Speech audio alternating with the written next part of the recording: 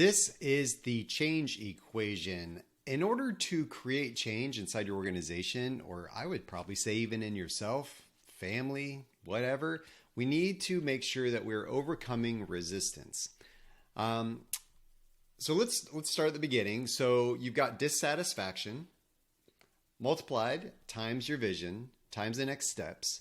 And all that has to be bigger than resistance or nothing's going to change. Okay. So for example, if we have high dissatisfaction in our organization and low vision, that creates a gap that we call hopelessness. Okay. Again, high dissatisfaction, but no real vision for how to fix it or what to do or where to go or even hope that we can fix it. Hopelessness sets in. I don't care if you have great next steps. If there's no clear vision, you're not going to overcome the resistance unless the resistance is really low. Okay.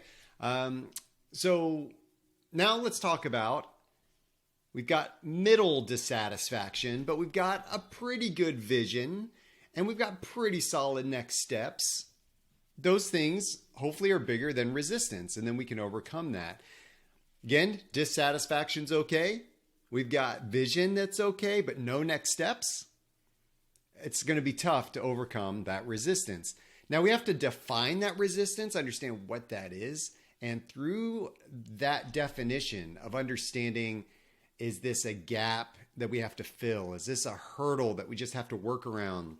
Is this a barrier that's in our way that we really need to just understand what that barrier is? Maybe that barrier for somebody else is really what we call just a hurdle where they can move it. It's called having an ally. But we see it as a barrier. It's like this roadblock, this thing we can't get past. And we use somebody else to help us get past it.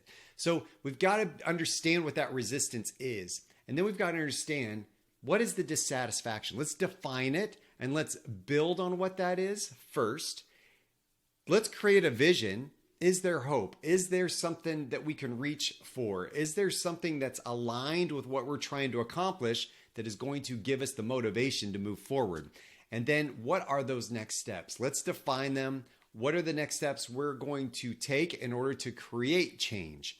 And those things will help us overcome that resistance. Everything has to be intentional. Everything has to be defined. And once that's done, you will start to create change inside your organization.